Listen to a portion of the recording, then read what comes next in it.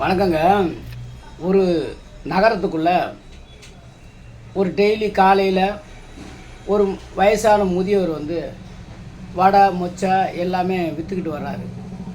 ஒரு வருஷ காலமாக அதே தெருவில் தான் விற்றுக்கிட்டு வர்றாரு. ஆனால் விற்றுக்கிட்டு வர்ற டயத்தில் அந்த பெரியவருடைய தின்பண்டங்கள், அதாவது வடை மொச்சை இதெல்லாம் காலை பள்ளிக்கு செல்லக்கூடிய மாணவ மாணவிகள் எல்லாருமே எதிர்பார்த்து அந்த மொச்சை வடையெல்லாம் வாங்கிட்டு போகிறது வழக்கம். ஆனால் இதில் என்னென்னா, ஒரு சில காரணத்தினால, ஒரு சில சந்தர்ப்ப சூழ்நிலையினால் அவர் ஏரியாவுக்கோ ஏதோ ஒரு இடத்துல அந்த நகரத்தை சார்ந்தவங்க பார்த்துடுறாங்க. அவர் பார்க்கும்போது என்ன தெரியுதுன்னா, அவர் ஒரு ஆதிதிராவிட பட்டியலினத்தை சேர்ந்தவர்னு தெரிஞ்ச உடனே மறுநாளுங்க அவர்கிட்ட எந்த ஒரு வடையும் மொச்சையும் வாங்கவே இல்லைங்க. ஆனால் அதுக்கு அவர் பேர் சுப்பாண்டி. அவர் கொடுக்குற மொச்சை வடை எல்லாத்துக்கும் அதுக்கு ஒரு தனி மவுசு.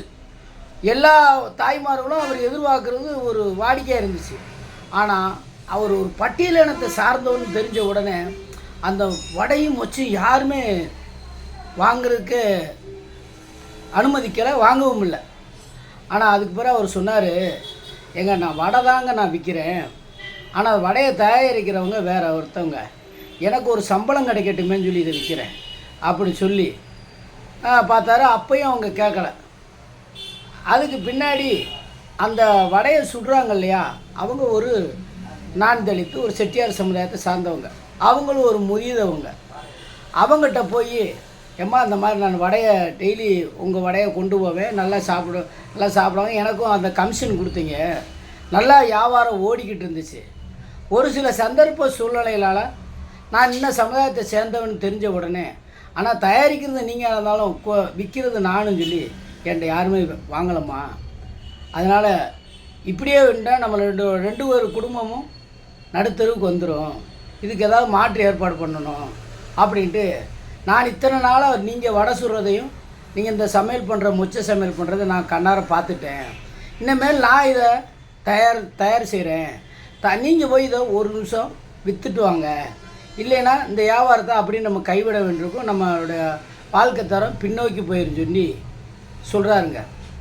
அதுக்கு பிறகு என்ன சொல்கிறாங்கன்னா, ஆனால் அதுக்கு பாருங்கள், அந்த வடையையும் மொச்சையும் எடுத்து கொடுக்குற நிலமையில் தான் அவர் இருந்தார். ஆனால் அதை தயார் இவர் பண்ணலை. அதை தயார் பண்ணவங்க ஒரு 4 சொந்த ஒரு பெரியவங்க முதியவங்க அம்மா. ஆனால் இப்போ இவர் தான் தயார் பண்ணுறாரு. இப்போ அந்த அம்மா போய் விற்கிறாங்க. அந்த அம்மா போய் விற்ற உடனே எல்லோரும் போய் வாங்குறாங்க. அப்போ இந்த இடத்துல என்ன இருக்குது? அதாவது தயாரிக்கிறது யாராக இருந்தாலும் இன்னாரும் தெரிஞ்ச உடனே அந்த தீண்டாமை நோக்கத்தோடு இன்னமும் பார்க்குற உலகம் இருக்கத்தான் செய்யுது.